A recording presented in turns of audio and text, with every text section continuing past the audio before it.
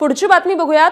Dhananjay देशमुखांचा ABP माझावर स्फोटक आणि खळबळजनक आरोप आहे। आरोप केलाय त्यांनी। धनंजय देशमुख यांनी कथित टीम बी मधील 4 जणांची नावे जाहीर केली आहेत। बालाजी तांदळे, संजय केदार, डॉय वायबसे, मोराळे बी टीम मध्ये असल्याचं त्यांनी म्हटलंय। नावे जाहीर केली, आता कारवाई कधी करणार असा सवाल देशमुखांनी उपस्थित केलाय।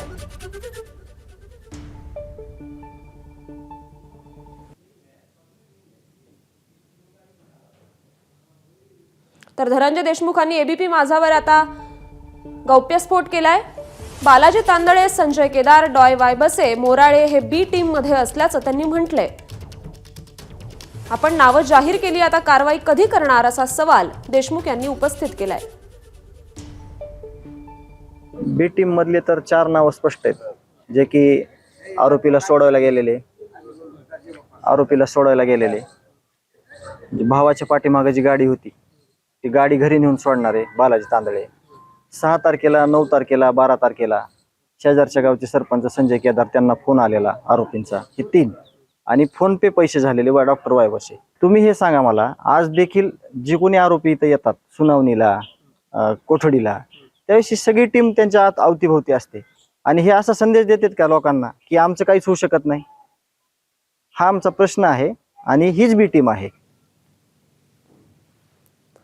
या संदर्भात संवाद साधतायत आपले प्रतिनिधी गोविंद शेळके। गोविंद, आता धनंजय देशमुख यांनी कथित टीम बी मधील 4 जणांची नावे जाहीर केली आहेत। श्रुती, खरं तर हे आज होत नाहीये। म्हणजे आम्हाला बरोबर आठवतं की 1 महिन्याभरापूर्वी ज्यावेळी बीड शहरातील शहर पोलीस स्टेशनमध्ये सीआयडी काम करायची आणि त्या ठिकाणी सुद्धा लेखी अर्ज केला होता यापूर्वी धनंजय देशमुख यांनी, आणि सांगितलं होतं की ही ते सगळे माणसं आहेत ज्यांनी यातील आरोपींना मदत केलेली आहे। ती कधी पैशाच्या स्वरूपाची होती, कधी गाडीच्या स्वरूपाची होती, कधी साहित्य पुरवण्याच्या संदर्भातली होती।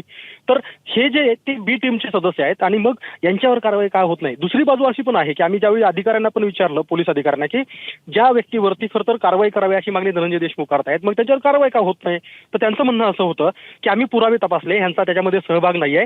तर मग खरं तर आता हा संशोधनाचा विषय आहे की एकीकडे धनंजय देशमुख आरोप करतायत की आम्ही त्यांना पुरावे देतोय की यांचा कसा यांना सहकार्य केलंय, तर दुसरीकडे पोलीस मात्र विचार करतायत की यांचा पुरावा सापडत नाहीये। एक मात्र खरं आहे की संतोष देशमुख हत्या प्रकरणामध्ये जे कोणी आरोपी होते त्या आरोपीला सहकार्य करणारे जे इतर लोक होते त्यांच्यावरही सहआरोपी म्हणून कारवाई करा अशी मागणी पुन्हा एकदा जोर धरताना पाहायला मिळते।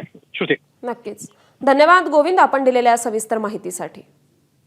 दरम्यान धनंजय मुंडे हे दोषी नसतील तर त्यांच्यावर कारवाई करू नका, पण आरोपींना मदत करणारे जे अद्याप मोकाट फिरतायत ते कुणाचे कार्यकर्ते आहेत हे पण शोधा, अशी प्रतिक्रिया धनंजय देशमुखांनी दिली आहे। दरम्यान संतोष देशमुख हत्या प्रकरणातील आरोपींची बी टीम बीडमध्ये कार्यरत असल्याचा आरोप संतोष देशमुखांचे बंधू धनंजय देशमुखांनी केलाय।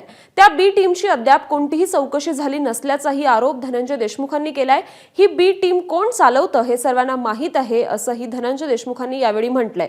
त्यामुळे धनंजय देशमुखांचा रोख नेमका कुणाकडे आहे असा सवाल आता उपस्थित केला जातोय।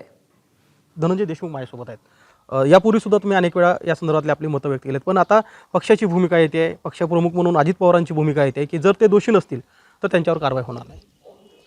आम्ही पहिल्या दिवसापासून आतापर्यंत हे जे हत्या झालेली आहे अतिशय चुकीच्या पद्धतीनं, याच्यामध्ये जे निर्दोष आहेत त्यांना फाशीची शिक्षा द्या असं कुठं बोललोत का? असं बोलणार पण नाहीत। आम्ही एकदम विनम्रपणे सरकारवर विश्वास ठेवून, मुख्यमंत्री साहेबांच्या शब्दावर विश्वास ठेवून आम्ही म्हणतो की दोषींवर कारवाई करा, आरोपींना फाशीची शिक्षा द्या। मग जे आरोपी आहेत ते जेरबंद आहेत, पण त्याच्या पाठीमागं आत्ता सध्या त्यांची जी रेकी करतायत, ज्यावेळेस सुनावणीला किंवा जे आरोपी येत आहेत इथं, त्या आरोपी आल्यानंतर हे सगळे कसं काय जमा होतात? दोषी असले तरच मी कारवाई केली जाईल। आम्ही दोषीवरच कारवाई करा म्हणतो। आमची मागणी जर कुठं असली की सरसकट सगळ्यांना आरोपी करा आणि त्यांना फाशी द्या, तर मग आम्हाला बोला। पण या संदर्भातल्या काही लोकांसंदर्भात आम्ही स्वतः सीआयडीच्या अधिकाऱ्यासोबत चर्चा केली, पोलिसांसोबत चर्चा केली, पण त्यांचं म्हणणं असं होतं की त्यांचे पुरावे सापडत नाही आहेत। म्हणजे त्यांनी कशा स्वरूपाची मदत केली, त्यांची इन्व्हॉल्वमेंट त्या गुन्ह्यात होती का, तर त्यांचे पुरावे सापडत नाही आहेत, म्हणून आम्ही त्यांच्यावर कारवाई केली। त्यांचे CDR आहेत, मग कमीत कमी काय करा, त्यांचे पुरावे नाहीत, ते गुन्हेगार नाहीत, पण त्यांनी मदत करताना तर दिसलेत ना स्पष्ट, मग ते गुन्हेगार तरी कमीत कमी जाहीर करा, त्यांना शिक्षा कोण द्यायचं तर देईल। धनंजय मुंडे यांच्या राजीनाम्याची मागणी सातत्याने पहिल्या दिवसापासून या प्रकरणामध्ये होते आहे। अनेक वेळा अनेक राजकीय नेत्यांनी, अनेक राजकीय पक्षांच्या प्रमुखांनी या संदर्भात भूमिका व्यक्त केली आहे. तुम्हाला व्यक्तिशः काय वाटतं? बालाजी तांदळे हा माजी सरपंच आहे. तो कुणाचा आहे, कुणासाठी काम करतो आहे, हे सगळ्या जिल्ह्याला माहिती आहे. हे कुणाचे कार्यकर्ते आहेत ह्याचं उत्तर मला पहिले द्या आणि मग बाकीच्या नंतरच्या प्रश्नाचे उत्तर मी देतो. ह्या प्रश्नाचं उत्तर मला आज द्या. ज्यांनी संतोष देशमुख हत्या प्रकरणातील आरोपींना सहकार्य केलं ते कुणाचे आहेत, त्या प्रश्नाचं उत्तर द्या. त्यानंतरच मी यावर स्पष्ट बोलेल. कॅमेरामन प्रमोद जोशीसह गोविंद शेळके, ABP माझा, मसाजोग. ABP माझा, उघडा डोळे बघा नीट.